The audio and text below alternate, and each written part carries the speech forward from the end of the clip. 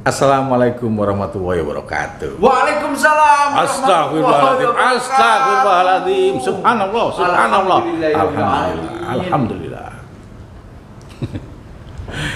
Ya, hari ini udah Jumat lagi nih. Hari ini udah hari Jumat lagi dan kita tetap sibuk lagi. Karena ya beginilah kantor advokat Parlementarja kan. Konsekuensi sebagai kantor advokat yang harus setiap saat ready ya kan. Kalau hari Jumat ini biasanya kita ada ready, mengerjakan kayak barang ready. Ya ready maksudnya siap sedia. Oh, siap sedia. Kita nggak barang jasa. Barang ready, siap jasa. dikirim.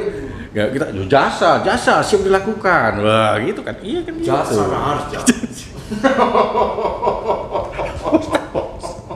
Kita tuh biasanya mengerjakan apa yang harus dikerjakan, misalnya agenda replik untuk Senin depan ini, kepastian untuk minggu depan itu agendanya jadinya gimana kan gitu.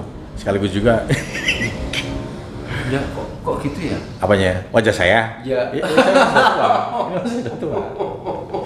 Sekali juga ini kebetulan, nah, salah satu contoh kesibukannya adalah membuat penawaran. Ini tadi ada beberapa calon klien dan habis ini juga ada datang calon klien juga. Nah, seperti yang apa namanya? Yang saudara lihat ya enggak ono, yang saudara lihat sudah tadi kok. Mending aku libur jadi host deh. Ya, kacau kan aku. Kacau kan? Wis, Udah. ya action ngono rasane. Action. Kayak iklan sampo sih. Hari ini tadi ada calon klien, beberapa calon klien. Kebetulan perkaranya perkara yang terkait dengan benda tidak bergerak, maksudnya di sini adalah tanah. Pada awalnya kita sampaikan, kita presentasikan kepada beliau-beliaunya ini tadi. Kemudian apabila calon klien tersebut tertarik dan memilih kita sebagai kuasa hukumnya, pastikan pertanyaannya seperti ini. Berapa Pak untuk lawyer fee-nya dan sebagainya itu. Kemudian kami sampaikan, ini nanti kami akan mengajukan penawaran terlebih dahulu. Penawaran mengenai apa? Mengenai lawyer fee ataupun operasional fee. Dan bahkan success fee di situ nanti. Penawaran itu isinya seperti itu. Supaya apa? Supaya ada batasan dan bentuk pertanggungjawaban antara hak dan kewajiban, hak kami dan kewajiban dari si klien, begitu juga sebaliknya. Yang sering saya temui di lapangan beberapa rekan itu jarang ada yang menggunakan penawaran, jarang ada yang menggunakan penawaran mengenai penanganan suatu perkara. Dan kebetulan juga di sini kenapa kami membahas mengenai penawaran? Dikarenakan ada pertanyaan dari teman-teman subscriber. Pertanyaannya seputar, Bang, bagaimana isi dari penawaran tersebut dan prosesnya seperti apa? Nah, kebetulan teman-teman yang di bawah ini lagi mengerjakan penawaran. Jadi saya suruh buat resume dulu. Karena objeknya tanah, nilainya berapa, di situ buat resume baru saya bisa tentukan ini lawyer fee-nya seperti ini dan sebagainya, dan bentuk pertanggungjawaban mulai progress report. Nanti setiap case itu setiap 1 minggu sekali ada progress reportnya kepada si klien. Ya saya kira itulah, nanti coba Pak Sandi ke teman-teman supaya ya apa teman-teman di sana bisa melihat ya, bagaimana kesibukannya dan bagaimana nanti mungkin yang bersangkutan akan menjelaskan proses-prosesnya seperti apa, tahapannya sampai ke bagian keuangan yang terakhir. Sudah sih. Oke, sekarang kita udah di lantai bawah tempat kerjanya teman-teman nih, lagi mempersiapkan penawaran buat resume, buat replik ya kan.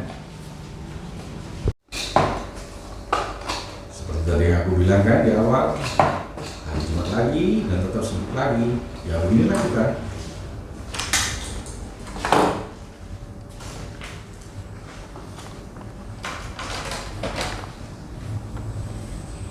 Baik teman-teman semuanya, bahwa kita setelah mendapatkan dari semuanya berkas-berkas ini semuanya,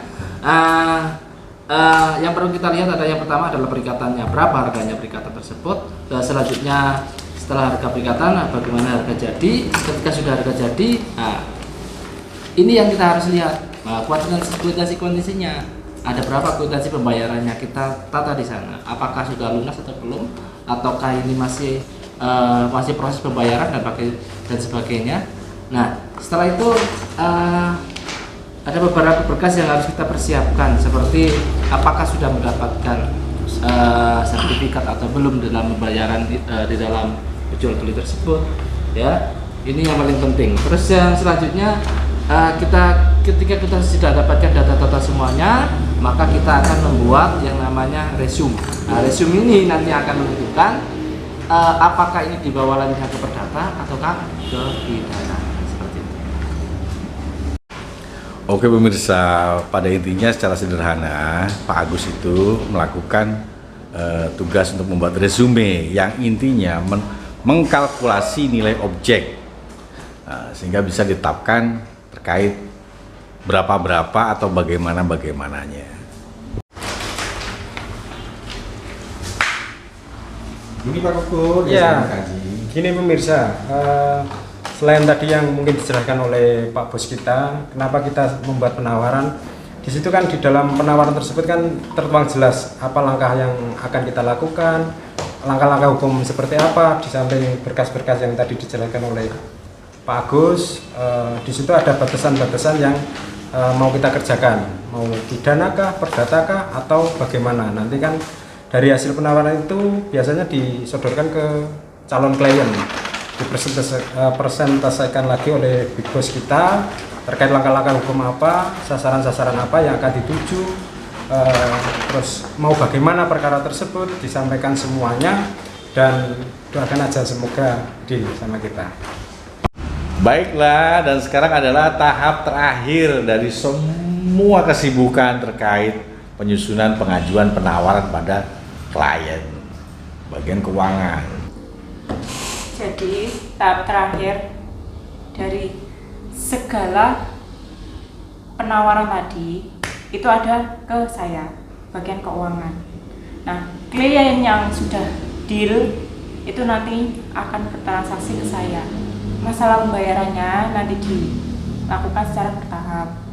Kalau untuk alokasinya biasanya 20% untuk operasional perkaranya, tergantung perkaranya. Kalau perdata biasanya kan ada persidangan, Pak. Nah, persidangan itu kan ada penundaan, ada apa gitu. Nah, itu otomatis biayanya kan sudah dianggarkan di awal. Itu sudah diperhitungkan. Ya begitulah fungsi keuangan dan peran saya dalam hal kesepakatan atau penawaran kerjasama dengan antara big boss kantor ini dengan klien. Terima kasih bagi teman-teman yang sudah menonton sampai hampir habis ini videonya. Itu tadi uraian singkat mengenai surat penawaran litigasi yang dipergunakan untuk calon klien baik person maupun perusahaan. Jadi harapan saya jangan lupa tetap menonton, maksudnya jangan lupa tetap menonton, dan jangan lupa bukan like, subscribe, enggak, itu terserah, itu hak teman-teman lah. Tetap menonton video ini dimanapun Anda berada. Assalamualaikum warahmatullahi wabarakatuh. Cukup sampai di sini dulu. Sampai ketemu lagi di channel yang sama. Assalamualaikum warahmatullahi wabarakatuh. Waalaikumsalam warahmatullahi wabarakatuh. Berisik, boy.